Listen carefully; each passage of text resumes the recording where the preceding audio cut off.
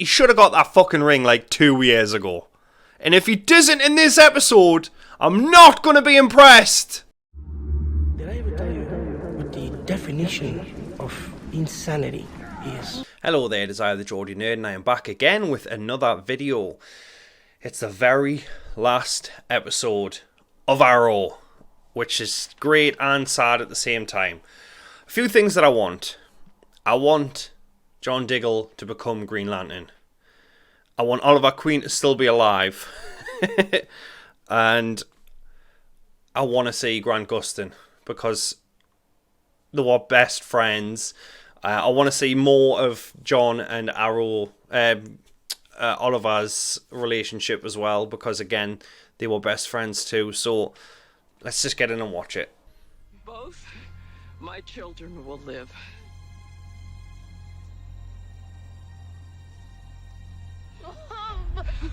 What are you doing? Oh god, I remember this scene. Like, watching this, I was so shocked when Deathstroke killed her. Like, the first season was great. I loved it. I was fucking blown away by it. But the second season just upped everything. It was brilliant. And when oh my god, I remember I was sat in the front room and like I paused it. After it had happened, I was like, what the hell? And then when like Oliver just lies on the ground, I just burst into tears. Oh, it was just so horrible. And she's a brilliant actress and she did really, really well. Like, so I take it this episode's like the greatest hits of of what happened in Arrow. I'm truly sorry. Whoa, hold on.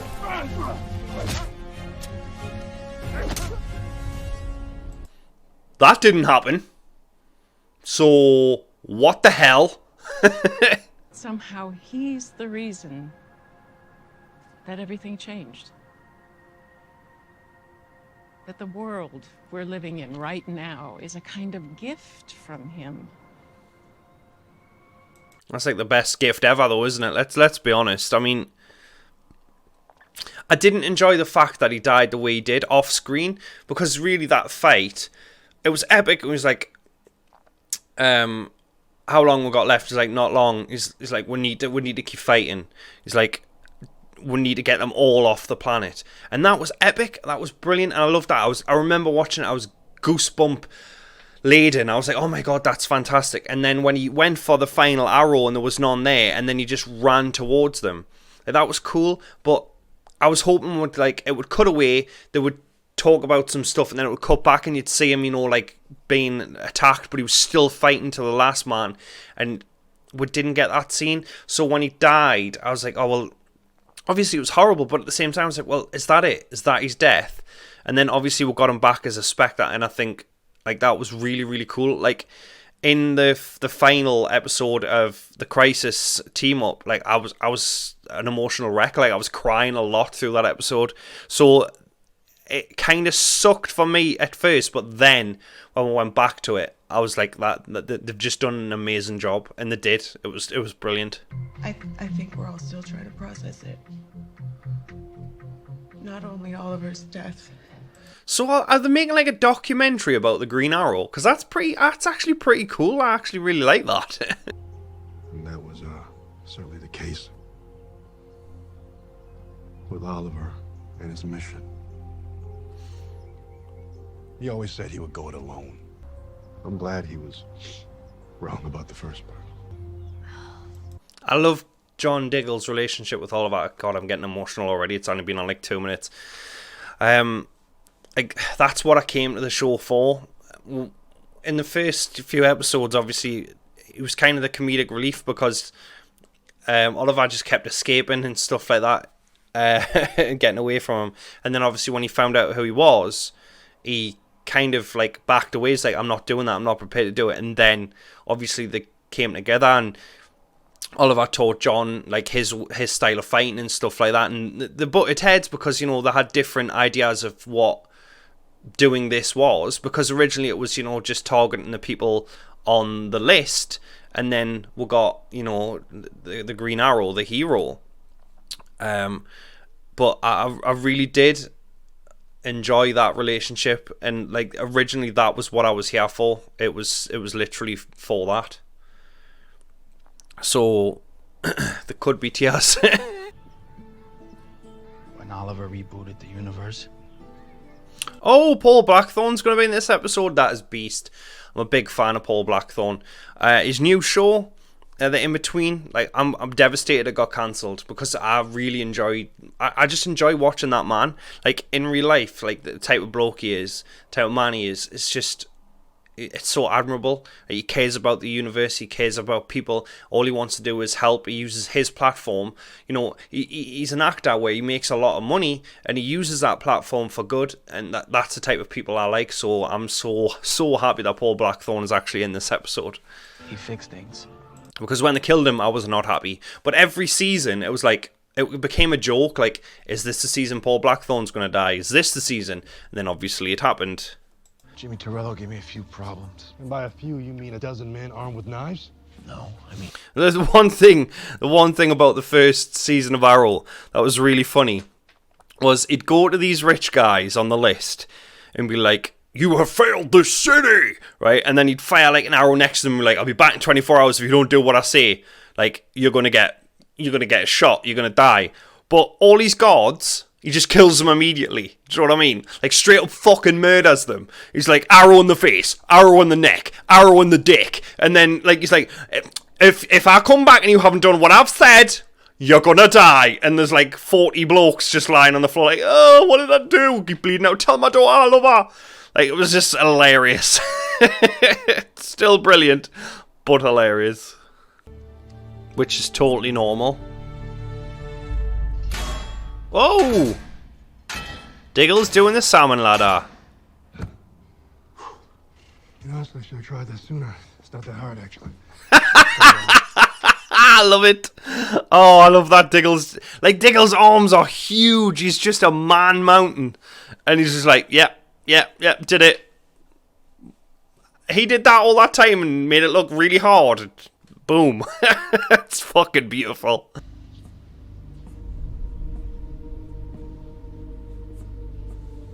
You think that your role is to keep the body count low? There's a way you can stop him tonight without killing him. You can take him to prison. You can see that justice is served. The man traffics in human beings. Killing him is justice. But what? That's the thing.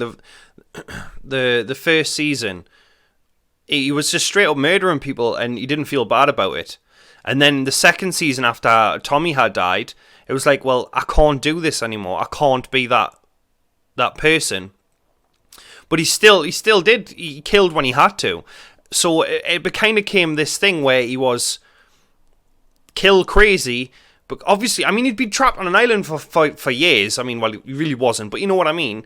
And he had this goal in his brain, was to right his father's wrongs, and he just became like narrow-minded in that. And Diggle and Felicity, you know, they turned him from a vigilante, like Punisher-style vigilante, into a hero. And like that's a good arc for a show, because when I first saw the very first episode of Arrow, and like he just broke that guy's neck, he's like, "Nobody can know my secret," and he broke it. I was like, fuck me, they are not playing around with this show. Like that's insane that they've pulled that off. And he just kept on dropping bodies, but he grew as a person, and the character grew, and it made it more compelling, because you saw that side of him like come out again. When Count Vertigo was going to kill Felicity, he just killed him straight up after he hadn't been killing people for a long time, and that makes a more interesting hero in my point of view, because he's battling with himself to become a better person, but at the same time he knows there's some people that need to be put down permanently because they're a massive danger. So that's really cool to me that they did that. That they were brave enough to have him killing people, because like everyone's like, it's going to be like Batman Begins, it's dark and tone and stuff like that, and then he was just straight up snapping necks and putting arrows in dicks and shit. I commend them, the story writers, for being so cool about it. I asked her to check on her. There she is. I haven't seen this many people down here in a while. I know a lot of people disliked the Olicity ship, the Felicity and Oliver relationship, but I didn't have a problem with it at all. I mean, obviously that it had its moments where I was like, oh, this isn't a very good storyline and stuff, but like it made us smile. Like, that's stupid. Like, but it did. Like, when I watched them, they had great chemistry, and it made us smile when they were in scenes together and they were happy. Like, that made me happy. So I enjoyed it. And don't get us wrong. I mean, it's just an opinion. If you hated it, then I'm not going to turn around to you and say, well, you're wrong, and this is why you're wrong. That's your opinion, and I'm wrong to you. So there's no point in arguing about it. I'm just saying, like, I really did enjoy that relationship. It was good. I did think she was going to die. I can't remember what season it was. I think maybe it was season 4. Because, there was a grave and everyone, it was teasing where that someone was dead. And I did think it was going to be Felicity to, make way for the relationship with Laurel. But that's obviously not what they did. They killed Laurel. Claire. Damn it. It took a long time for Diggle to get his suit, didn't it? Like, every season was like, is this going to be the year? Is this going to be the year? I mean, eventually he got it, but it took longer than it should have. And basically, it's just a leather jacket and a helmet. They did John dirty. I mean, come on. It's Green Lantern. He should have got that fucking ring like 2 years ago. And if he doesn't in this episode, I'm not going to be impressed. I love how he just knows. Like, he knows where they are. He's just like firing arrows left and right and everyone hits his target. Like, that's how badass Oliver Queen is. He must have like eyes in the back of his head or some shit, or the back of his cowl, because he just knows. That's how beast he is. Oh shit. That was fucking magic, that. Oh my god. The one thing I will say I've noticed, and it's ever since Daredevil, is like, it's always one at a time. Like, everyone waits to take that turn. Because in the Daredevil fight scene, there was like 4 guys just pounding on him. The one in the hallway, they were just pounding on him together, and like, he was fighting them off, attacking them and stuff. But I've noticed in these shows now, it's like everyone waits that turn to fight. When in reality, if some masked lunatic with a bow and arrow was firing at you should all jump him at the same time. Or run away, is what I'd do. Oh.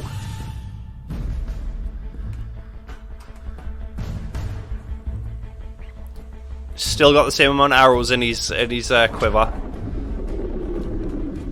Oh my god! I've literally just said that they only attack him one at a time, and now they're beating the shit out of him.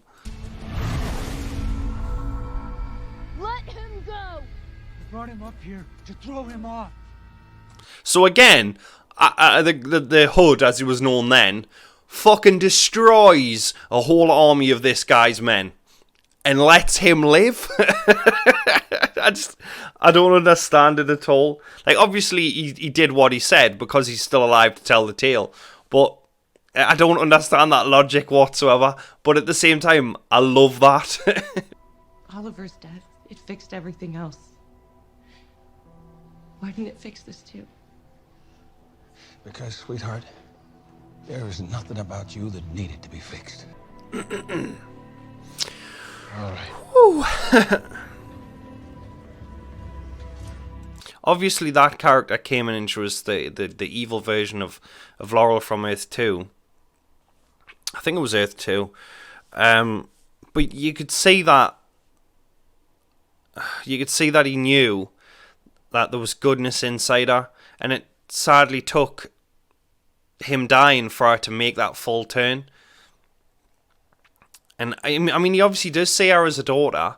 I mean, how couldn't you? Someone who is basically his daughter, just from a different world. I mean, that would mess me up. And she's right. Like, why didn't that Laurel come back? That's left a question in my brain. Has he got the Green Lantern ring yet? I hated Oliver Queen. I That's blamed right. him for the death of my youngest daughter. I blamed him for the violence in my city. I interrogated him. I hunted him. Persecuted him. You forget all that. Like the first season and pretty much half, I would say half of the second season, it was just pretty much like, we've got to catch the hood. And you forget how far they've come in the 8 years, because they were literally aware of his secret, working together as he was mayor and stuff like that. And it's just weird to think that you don't know how a story's going to go when it starts, and you don't know how it's going to end when it does. And like the in between is it's just insane how what we've seen, what we've witnessed, how far we've come. Has there been bad seasons? I wouldn't say bad seasons, but there's been bad stories with good episodes. But overall, the show has actually done some really good, like, growth with the characters. They've actually done a good job, which is what you want. You want characters to evolve. You want them to change as the show moves on. And it could have just been as simple as Paul Blackthorne's character could have just hated him, and then they could have killed him, and then it was done. But they didn't, and I like that, because again, I love Paul Blackthorne. I've never been more wrong in my life. So will this. I mean, we kind of got that in the last episode, but it's still cool, man. I'm sorry that it took something like this for us to finally meet. Yes. Emiko, you are welcome here anytime. Thank you. Like, I thought Barry would have been in this episode. And I mean, he might still be, but so far I haven't seen him. And that'll be disappointing if he's not. Hi. Hi. I know. You met your father. She fought alongside him. I mean, it's fucking weird. It's a child who's time travelled back to see her dad's funeral and her mum when she's a baby in that time. And, like, I'm fucking crying my eyes out. Fucking hell. I mean, it's ridiculous, isn't it? It's absolutely fucking ridiculous. But at the same time, it's just like, I'm dying on the inside. Fucking hell. Oh, holy shit, they're doing it, aren't they? Oh my god, they're actually doing it! Is that this universe is far bigger than any of us could have dared imagine. Holy fucking shit, man! Oh my god, they fucking did it! Even if it is love. Oh my god, fucking hell. Fuck me. Oh my god. Oh my god, that's all I've wanted ever since. Oh my fucking god, that's beautiful. Oh, hopefully that means in crossovers, in future crossovers, he's going to be there as Green Lantern. Oh, thank you very much to everyone who did that. Oh, I am an emotional wreck. Fucking hell.